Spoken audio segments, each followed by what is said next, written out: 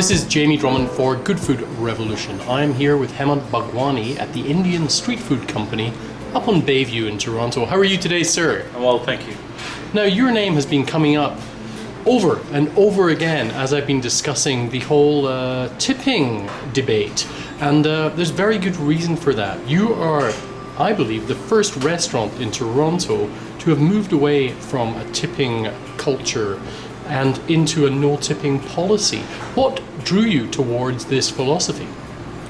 Well, owning restaurants in Toronto for many years, I've seen how, the kitchen in the front of the house, the back of the house, and the front of the house is working.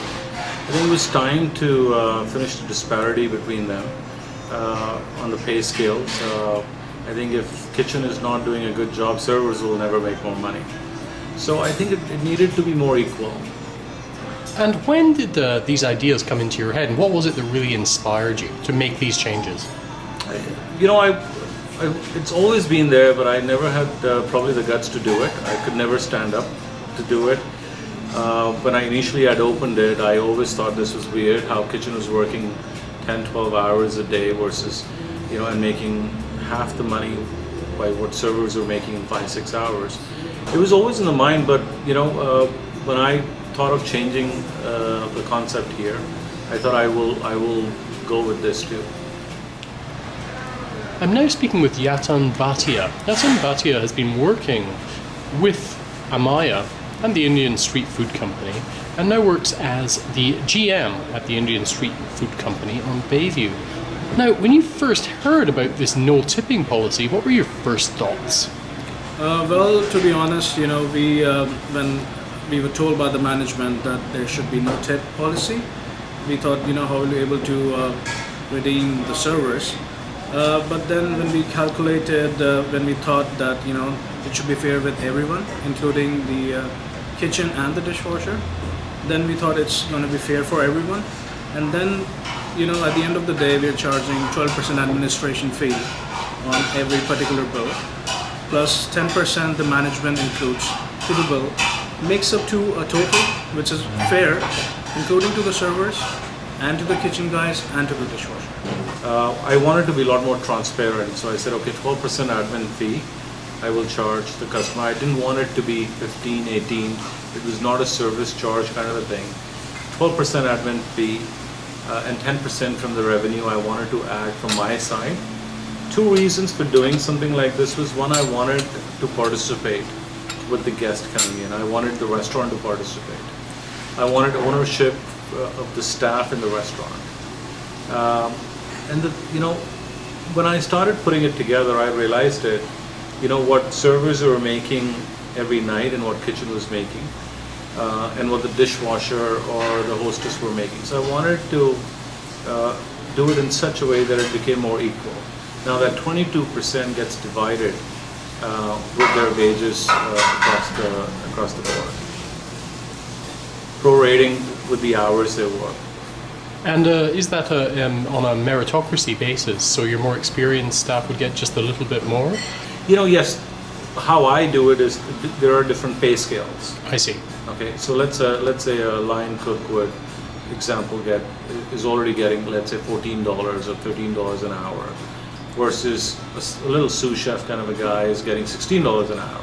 So, but it gets divided based on the business volume we've done, and then it gets distributed. So on top of that, whatever the number would be gets added to them.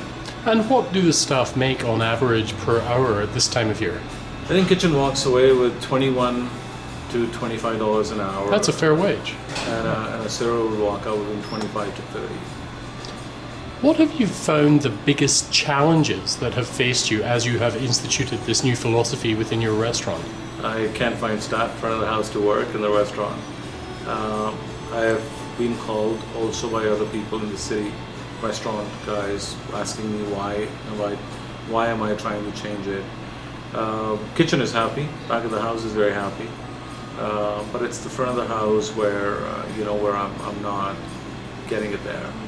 So you're having trouble finding front of house staff who are willing to Yes. move into this new environment. Yes, so I end up training new kids who want to make this as their career. Right. Well, yeah, I mean, initially, yes, there was a little bit of trouble. I mean, when we're taking interviews and stuff, and obviously it's our duty and responsibility to tell everyone we were taking the interviews that there is no tipping policy. But it was very clear from the very first day that, you know, how it's going to be calculated and stuff. The issue was the experienced servers. You know, they did understood the whole idea, but they didn't want to be part of it. Now, being a manager, and Hemant being a principal of this location, we hire people, new people, we train them, we serve them, and you know, at the end of the day, you know, we are training them properly.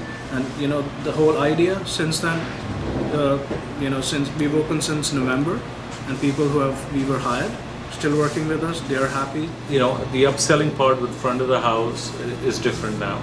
It's not that they're pushing, but they're a lot more diligent in doing it right. So my revenue has gone up by doing this. And you're in a very specific part of town with a very interesting demographic as your clientele. How had they accepted this no tipping policy? Well, I've heard from people. They're very. I mean, they've been very positive. I've got very positive feedbacks. One, some people have gone, "Oh, we don't have to take our calculators out to know what we have to Yes, do." yeah. Number one. Number two, you know, most of the debit machines in the city are programmed at 15, 18, 20, or even 18, 20, and 22, based on the gross number, inclusive taxes.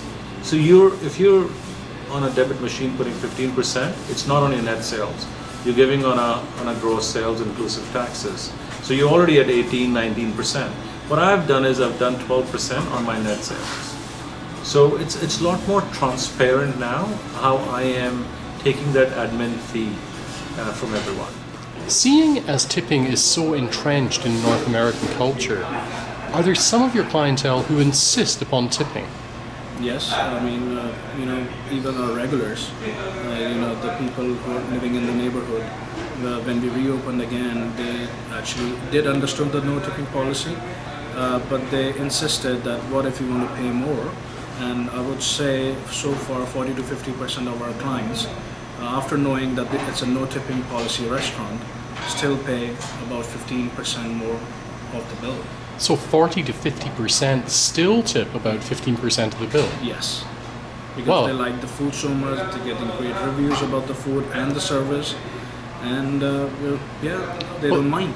That's fantastic because that becomes a bonus the way that I think tips should be. So that's really good. Yes, Thank you very much for joining us at Good Food Revolution today. thank you very much, pleasure. Hemant, thank you so much for joining us at Good Food Revolution today. I think you're a very brave man doing what you're doing, but I think it is the way forward. Thank you. Thank you very much. Bye for now. Thank you.